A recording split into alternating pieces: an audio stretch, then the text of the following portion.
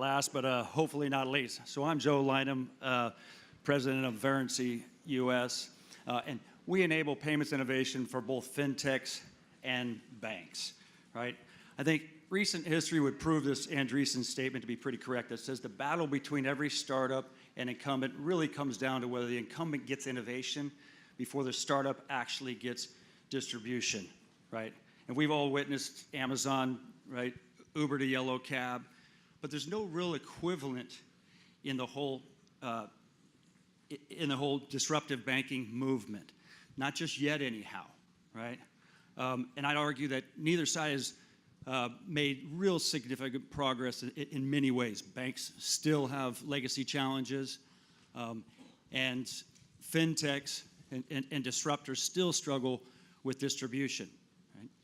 Right? The reality for fintechs really is, you know, banks aren't yellow cab, right? Banks, it's one thing for my cab ride to be lost, my cabbie to be lost, but another for my hard-earned cash or my deposits to go missing, right? So liquidity, security, these are still top of mind and paramount to consumers, right? So banks have, you know, still have a grip on that, but there's new customer expectations. There's new digital native brands also making their way into this space, right? So banks have to innovate, and and that's where we come in.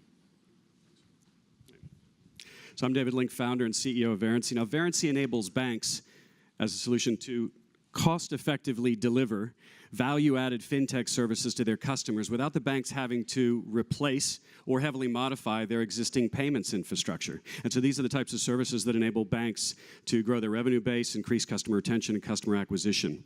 And Verrency's digital enablement platform works with any bank irrespective of their payment configuration, whether it's an in-house debit switch, credit switch, or even external processors. And so Verrency is a white label SaaS that attaches to an issuing bank and operates live, real-time in the payments flow.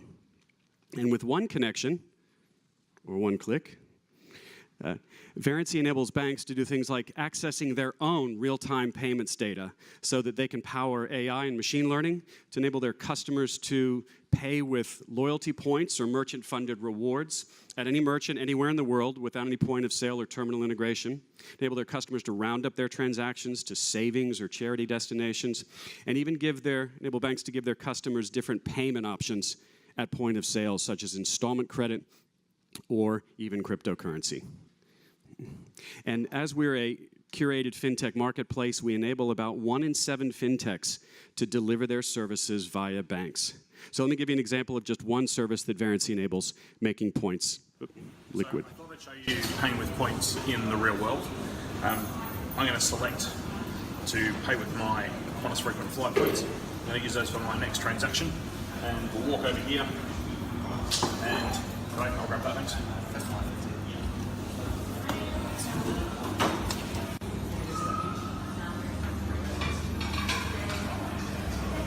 And there you go. I've just made a purchase of $5.50, charged through to my Qantas points program. Thanks, mate. No worries.